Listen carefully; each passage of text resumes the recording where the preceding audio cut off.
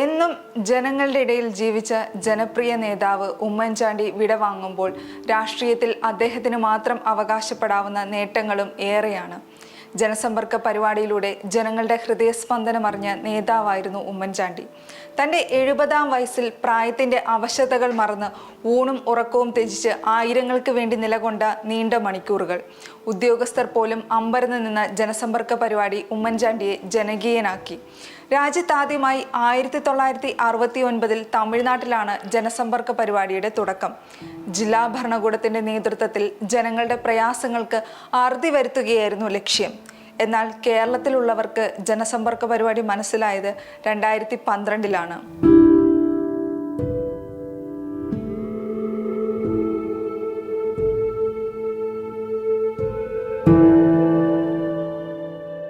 $11 ലക്ഷത്തിൽ പരം ആളുകൾ പങ്കെടുത്ത ജനസമ്പർക്ക പരിപാടി ലോകത്തെ തന്നെ ഒരു ഭരണാധികാരിയുടെ ഏറ്റവും വലിയ മഹാ അദാലത്തായിരുന്നു.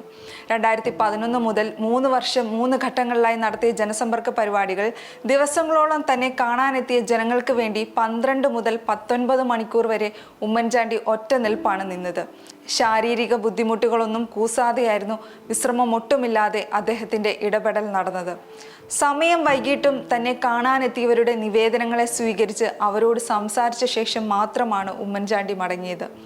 താമസമുണ്ടെങ്കിൽ ക്ഷമിക്കണം, എല്ലാവരെയും കാണും എന്നായിരുന്നു തനിക്ക് മുന്നിൽ തടിച്ചുകൂടിയ ജനങ്ങളോട് അദ്ദേഹം മൈക്കിലൂടെ അറിയിച്ചത്.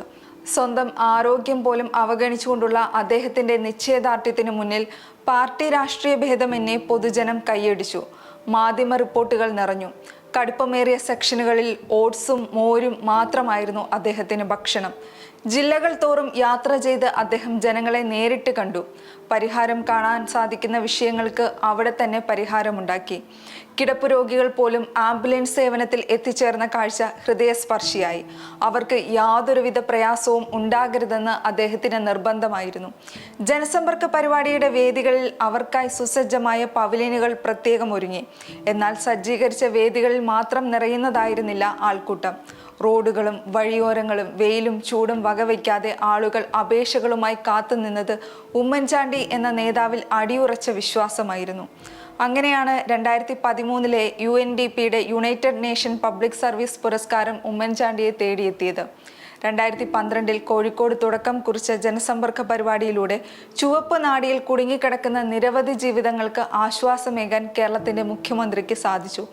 ആകെ 242 കോടിയുടെ ധനസഹായമാണ് നൽകിയത്. മിനിറ്റുകൾ കൊണ്ട് ഫയൽ തീർപ്പാക്കി.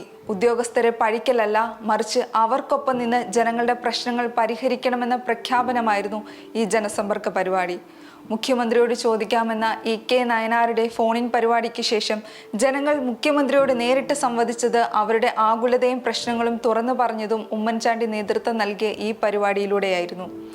ജനങ്ങളുടെ വിഷമത്തിൽ പങ്കുചേർന്ന് അവരുടെ പ്രശ്നങ്ങൾ പെട്ടെന്ന് പരിഹരിക്കണമെന്ന ശാഠ്യം പിടിച്ച ഉമ്മൻചാണ്ടിയുടെ പ്രവർത്തന രീതിയുടെ പേരായിരുന്നു അതിവേഗം ബഹുദൂരം. ഉമ്മൻചാണ്ടിക്ക് മുൻപോ പിൻപോ ജനസമ്പർക്ക പരിപാടി നടപ്പാക്കിയിട്ടില്ല. മറ്റൊരു തരത്തിൽ പറയുകയാണെങ്കിൽ ഇങ്ങനൊരു പരിപാടി നടപ്പാക്കാൻ ഉമ്മൻചാണ്ടിയെപ്പോലെ മറ്റൊരു നേതാവും ഉയർന്നു വന്നിട്ടില്ല എന്ന് വേണം കരുതാൻ.